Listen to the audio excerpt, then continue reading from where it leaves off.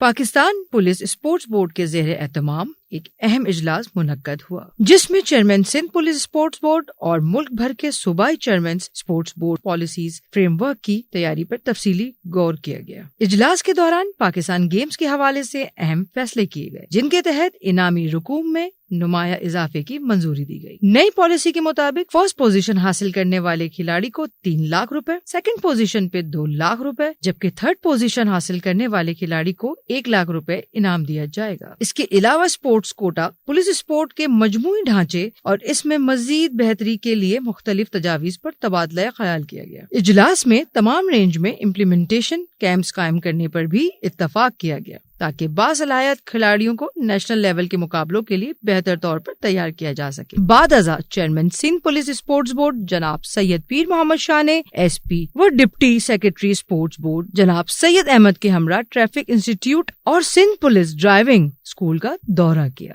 جہاں انہوں نے انسٹیٹیوٹ کے عملے میں خطاب کرتے ہوئے کہا کہ معیاری اور مؤثر ٹریننگ عملی زندگی میں بہترین کردار ادا کرنے میں مددگار ثابت ہوتی ہے۔ اجلاس کے اختتام پر پولیس اسپورٹس کو جدید طرز پر استوار کرنے اور کھلاڑیوں کو بہتر سہولیات فراہم کرنے کے عزم کا اعادہ کیا گیا۔